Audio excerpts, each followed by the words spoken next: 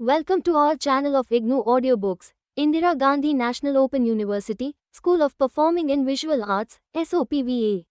Certificate in Performing Arts, Hindustani Music, CPAHM. OVA 002 Understanding India Art Forms. Block-1 Introduction to Performing Arts. Unit-4 Music. 4.1 Introduction. Music, a magical word which contains an entire universe within itself. Can anyone deaf me this exquisite heritage of all the human race? One can imagine the vastness of the universe. One cannot define it, for as soon as a definition is attempted, it becomes a boundary line, a framework within which the subject matter has to be fitted. An universe which is boundless just cannot fit into a framework. Universe is best described by the philosophical deliberations and visualizations by great philosophers and scientists, and yet even they have not been able to do full justice to this staggering concept. Similar is the case of music. The former encompasses the same unimaginable dimensions as universe. Same as every being who was born and will be born has a place in the universe, she will have a place in the totality that is music. Now, you will ask here, how can a human being have a place in music? This question can be answered in many ways. 1. It is accepted that music existed even before the birth of human beings. The music of the universe or cosmos precedes the man-made music. Thus man, who became a part of this universe, must also become a part of which was much earlier than him, which is being merged with the universe. 2. Man has always chosen music as a medium to communicate with God. And man is a minutest part of God and thus became a part of music. 3. Music became a powerful medium to convey feelings like joy, love, sorrow, victory, hope, anger, defeat, etc. Once again, these are universal feelings, which when expanded, merge into the universe. Man is a creature of these universal feelings and thus becomes a part of the music that expresses them. At the daily level, once again, it is the mother who makes child to sleep. Her music is the greatest thing for the child. She sings and makes her child with a repetitive rhythm. She puts it in her lap and pats its back with her rhythm. Her singing may be wordless, just a hum, but it spells love. The child understands it perfectly. A deep, universal, and unbreakable bond is created between the two, a universal bond of which every man is a part of.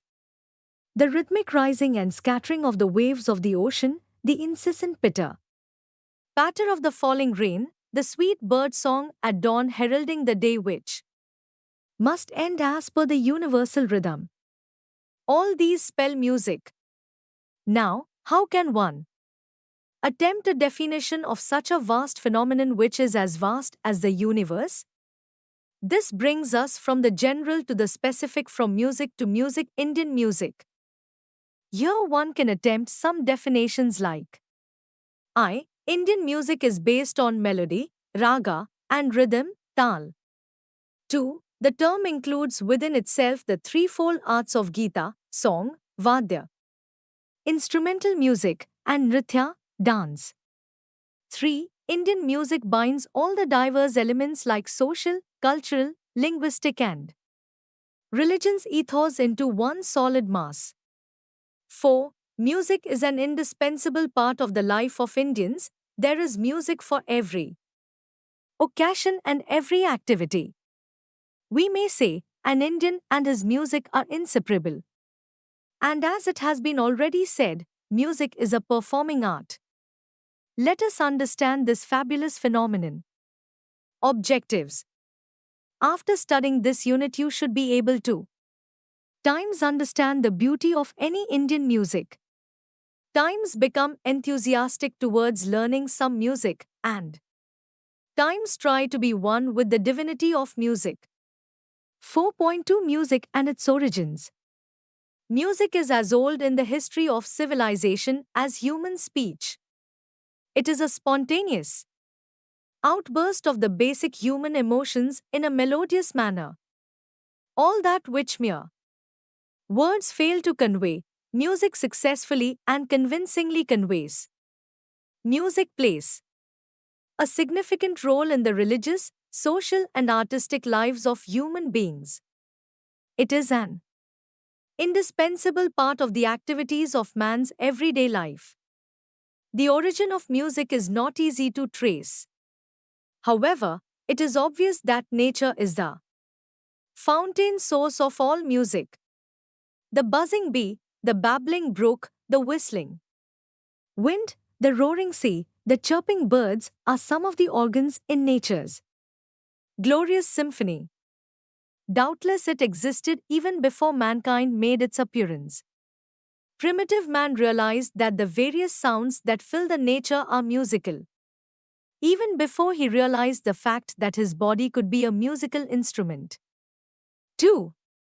So slowly, as the human race evolved and progressed, man learned to imitate or reproduce, in a modest way, the sounds around him. He either used his own vocal cords, his voice for this purpose, or made use of the natural things round him to create instruments which he gradually came to use for a variety of purposes. Thus, came into being various types of primitive drums that he created out of the dried vegetables round him, round the mouths of which he tied the skins of animals that he hunted. He learned to tie strings made up of animal gut to wooden planks and learned to strum. He heard the wind pass through bamboo groves, giving rise to the sweetest of sound, and he created his own instrument on which he blew through his mouth. All these primitive instruments eventually were improved upon over a long period to result in today's sophisticated drums, string and wind instruments, but the ideas and fundamentals remain the same over the millennia. 4.3 Music in rituals. Primitive man attributed thunder and lightning, storm and rain, floods and famine, birth and death to supernatural forces. He believed that these forces had to be pacified or rather propitiated by ritual and sacrifice in order to appease nature's fury and win the grace of benevolent spirits. In due course, instinct opened his eyes to a certain order and rhythm in the world around him. The paramount urge for survival pointed to him the need for cooperation and community life. The excitement and emotional exaltation flowing from a sense of common interests and group loyalty found expression in tribal dance to the tune of horn and drum. Priesthood and miracles, witchcrafts and magic, conch and kettledrum reigned. This marked the dawn of music as a ritual. 4.4 Music in everyday life. Ballads and folk songs of wandering minstrels with their crude instruments, simple ditties to relieve the tedium of the reaper, the boatman and the gardener at the water wheel by the well, made music a handy source of physical and mental relaxation. This, in broad outline, is believed to be the origin of primitive music all over the world. Thus, the evolution of music must have coexisted with the evolution of mankind and developed with the growth of humanity and fulfilled the physical and metaphysical needs of all people, irrespective of their caste and also creed. 4.5 Sangeeta. Vocal music, instrumental music and dance have varied from time to time and space to space according to the aesthetic taste and likings of the people. In India, in particular, Sangeeta, the collective term used for the threefold arts of vocal music, instrumental music and dance, or Gita, Vadya and Nritya respectively, has been cultivated as an art for at least 3,000 years. The geographical and physical conditions in India and the cultural complexity of its people have throughout remained important determinants in shaping its music. 4.6 Vedic music. The oldest evidence of the manifestation of human emotions and intelligence in the form of words are found in the hymns O tilde the Rig Veda. The Rig Vedic hymns came at the very beginning of humanity. They are the divine legacy of all human beings, irrespective of any caste, creed, sects, community, and also nationality. The hymns are philosophical and they make an attempt to explain the mysteries of the universe. Hymns are composed in praise of gods like Agni, Varuna, Elendra, Prajapati, and Soma, besides the other natural elements. It is a matter of common knowledge to all music lovers that Indian classical music has its origin in the Sama Veda. Sama Veda is the selected collection of hymns from Rig Veda. The rules for chanting the Vedas are laid down in Sama Sutra. 14 kinds of poetic meters were used in chanting the Vedas. The actual form of Vedic music is now untraceable as the Vedas, the Sanhitas, the Brahmanas, the Aranyakas, the Upanishads contain no explanation as regards the actual position of those accents and their proper use in Vedic chant. 4.7 Fundamental concepts of Indian music. Ancient Hindu culture had its roots in spirituality. To the Hindu, religion was a way of life that was governed by a fourfold goal: dharma, artha, kama, and moksha, collectively termed as purusharthas. Moksha was liberation from the bondage of birth and death. This attitude to life as a journey towards an ultimate goal exerted a sobering influence on all human activity and gave it discipline and direction. These purusharthas demanded sustained effort. For this, both body and mind were to be kept healthy and active through the practice of yoga, control of breath, and meditation on the sacred syllable Om constituted pranayam, a vital element in yoga. That was also the starting point for Nadvidya or Nadopasana. This brings us to the most important concept in music, nada. 4.7.1 Nada. Nada is musical sound. The entire subject of music is related to nada. Nada gives rise to shrutiyas, shrutiyas give rise to swarayas, and swarayas give rise to ragayas. Nada admits of two divisions, ahata and anahata. Nada that is heard without the conscious efforts of man or other beings is anahata.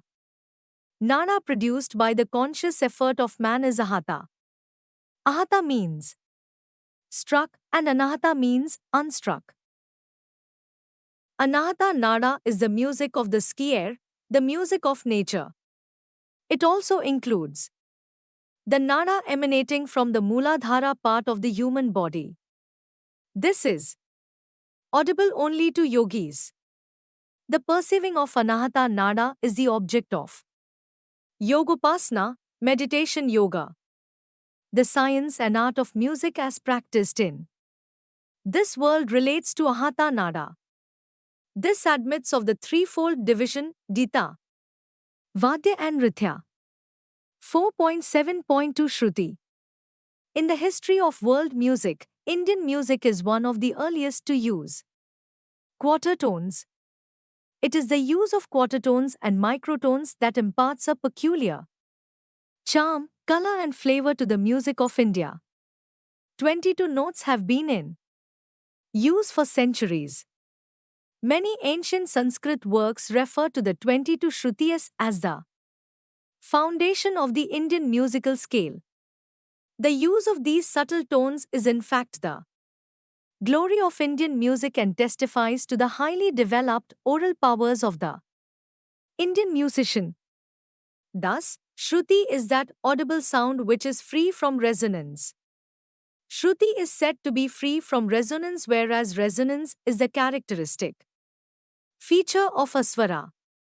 When the string of a veena is plucked, the very first sound that is produced is Shruti, and the sound which follows immediately is called swara. Anuranana is an important feature of swara. A Shruti is a note of minute pitch which a refined and trained ear can distinguish. It is the smallest audible difference of pitch. The octave is divided into 22 intervals of unequal pitch. In other words, the sthai is conceived of as the sum total of 22 shrutis of unequal size.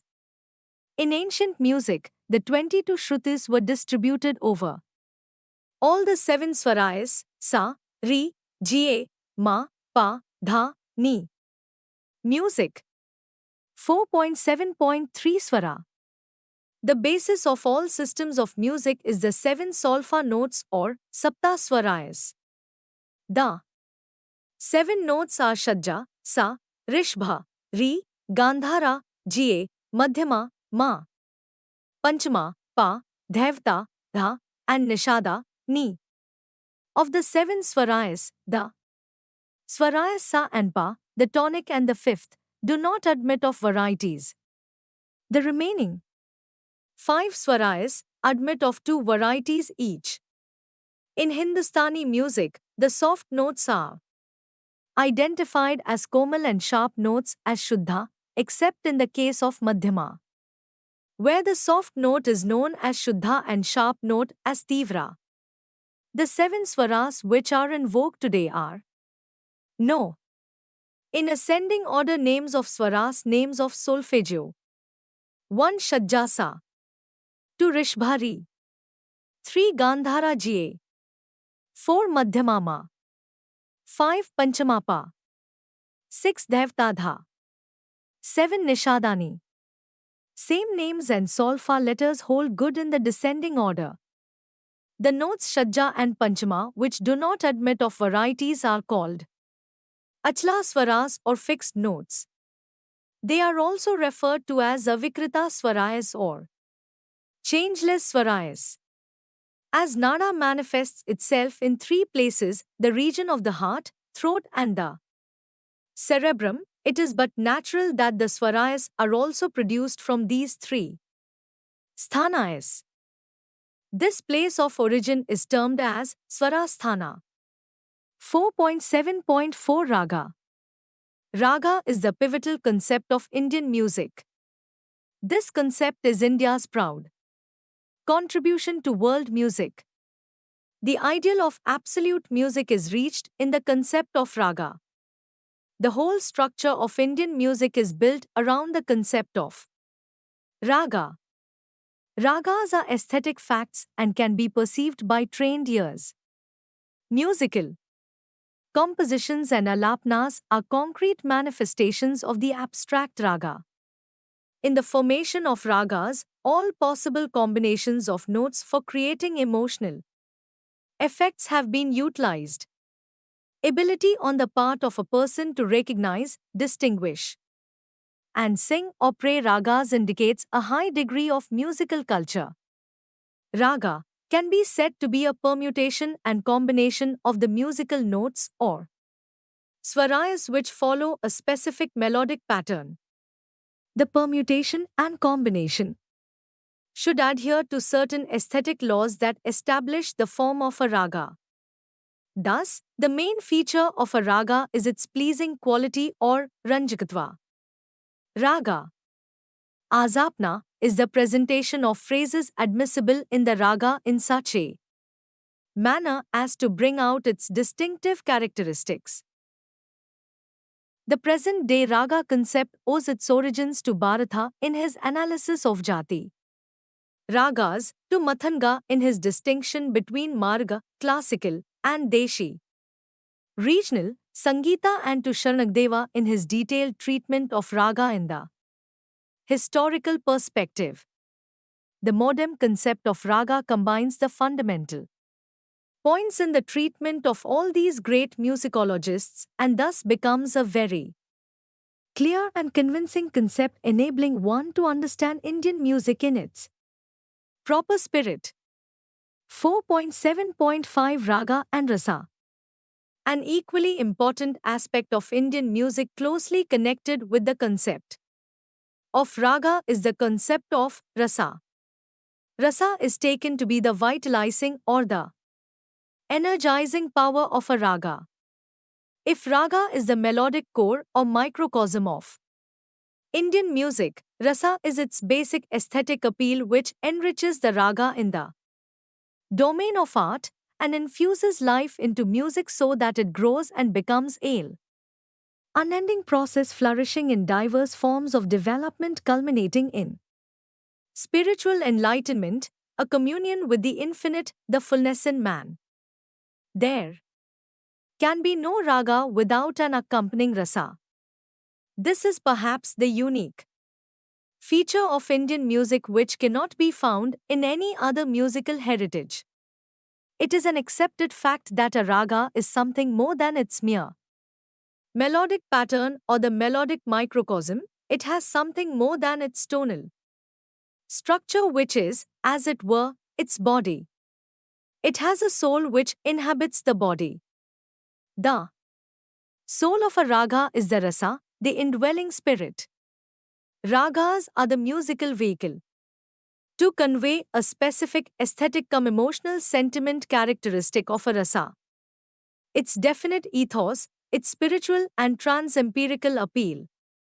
It is this emotive, aesthetic principle, the indwelling or presiding sentiment which the musician tries to invoke with the help of a unique combination of notes, the raga.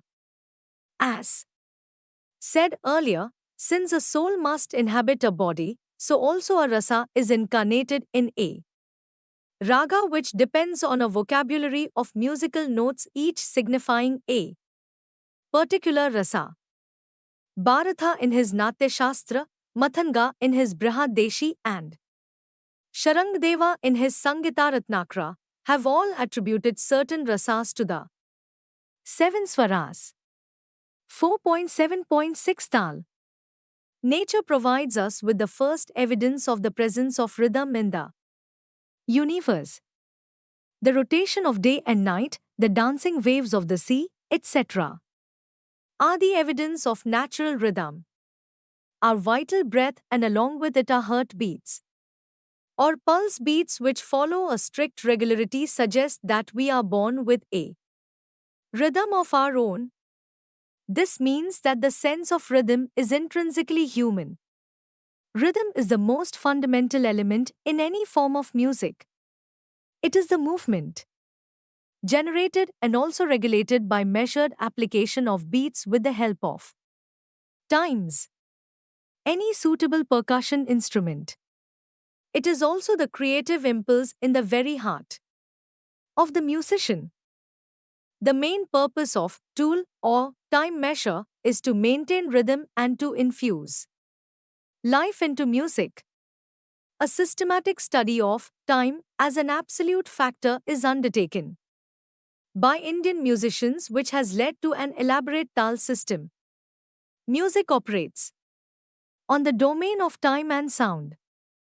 The measurement of this musical time corresponds to organized patterns of beats called tales. Tool regularizes music.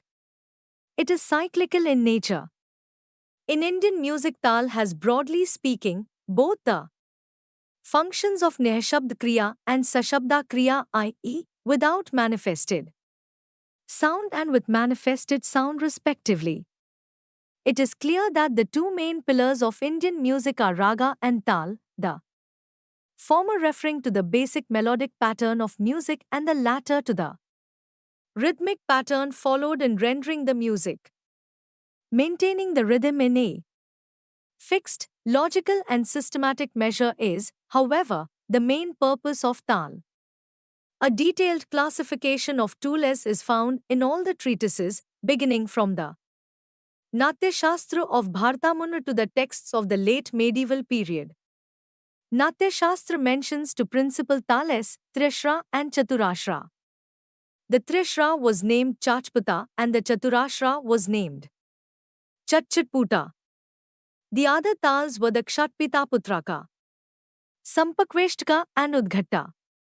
Later on, several tals were introduced under the category of Deshi tals with the Sangita Ratnakara describing as many as 120 Deshi tales.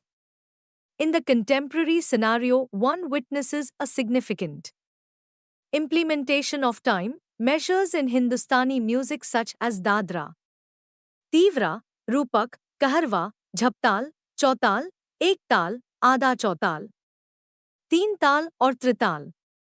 Time schematic music today relies more heavily on the Suladi, Sapta Tales and Chhapu Tales. Thank you for watching. We will see you in the next video.